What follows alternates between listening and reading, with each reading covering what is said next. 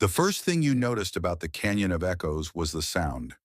It was a deep, humming silence, broken only by the wind whistling over a bottomless crack in the earth. My older brother Leo called it the giant scar, and in the middle of it, stretching over the dizzying drop, was the storm-felled tree, a giant, ancient log that was the only way across. The legend in our town was simple: only the brave cross the tree. Everyone else walks for hours to use the safe, sturdy bridge downstream. Leo had crossed it a dozen times. His stories were full of triumph. Mine were full of listening to them, my stomach already churning at the thought.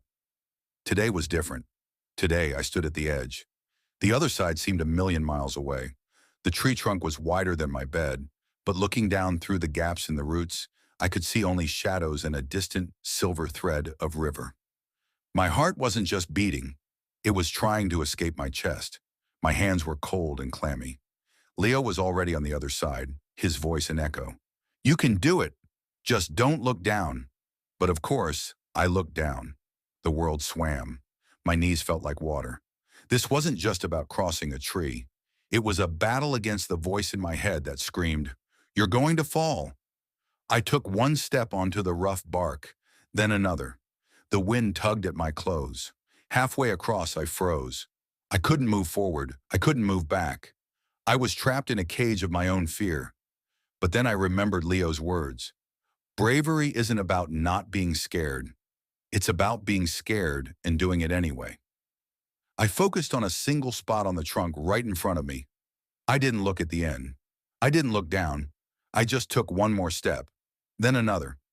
My breath came in shaky gasps, but my feet kept moving. And then my foot touched solid ground. I had done it. Leo wasn't just smiling. He was beaming with a pride I'd never seen before. I turned and looked back at the tree. It looked smaller now. The canyon didn't seem so deep. The echo of my fear had been replaced by the pounding of my proud heart. I learned that day that bravery isn't a magical feeling that makes you fearless. It's a choice. It's the quiet, shaky decision to take one more step when every part of you is screaming to stop.